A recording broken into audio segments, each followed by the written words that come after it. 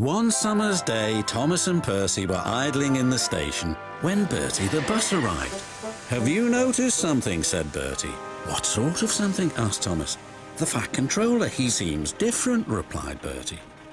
"I did see him staring at the clouds this morning," said Percy. "I wonder why." The reason was simple.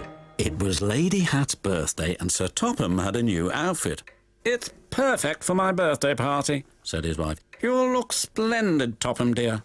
"And I'll wear my finest hat just for you," he replied. "Your birthday is a great occasion." "It is, so don't be late." "Don't worry, my dear. I shall be spick and span and right on time." Later that day, the Fat Controller had changed into his new suit. "You look fine, sir," said the station master. "You'd best be going." "Indeed," agreed the Fat Controller. "The engines are busy. I'll take care." "Is it reliable?" asked the station master. "Certainly," said the Fat Controller. But it wasn't.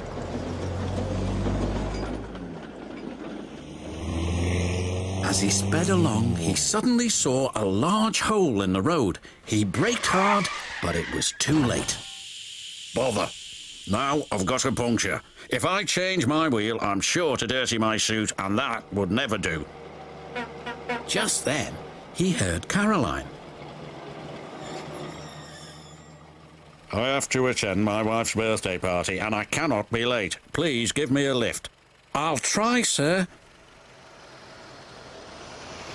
But Caroline didn't like going fast. "I'm hot. My engine will overheat." And it did. "Told you so," said Caroline sadly. "Bother, bother." Then he heard a loud whistle. It was George the steamroller. George was cross when he saw Caroline. "Call yourself a car, you're a disgrace to the road. Find yourself a scrapyard." Caroline spluttered in fury. George's driver was more polite. "Can I be of assistance, sir?" "Only if you can get me to my wife's birthday party," sighed the Fat Controller. "We can take you to Thomas," replied the driver. "He's just down the line." "Much obliged." And they rumbled away. "What about me?" wailed Caroline. "I'll send for help," called the Fat Controller. "Stay there." "That's all I can do."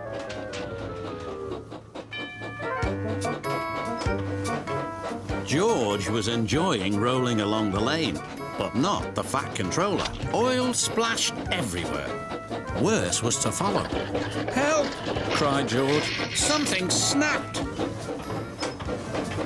He veered out of control and the Fat Controller landed in a muddy ditch close to where Thomas was taking on water.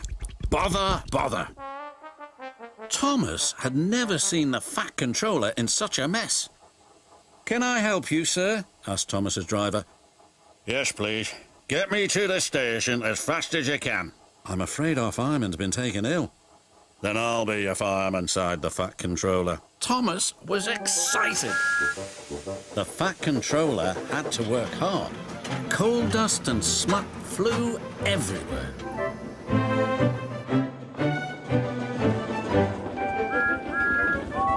And at last they reached the station.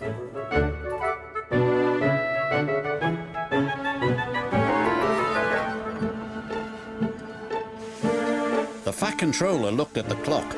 "Just in time," he gasped. He hurriedly picked up a huge bunch of flowers. "Good luck," called Thomas. The Fat Controller's wife was waiting for him. As the clock struck 3, there stood Sir Topham Hatt, tired but triumphant. He gave his wife the flowers. "Well, thank you, my dear. I knew this was a special birthday party, but I didn't know it was fancy dress." Everyone laughed. And then the party began.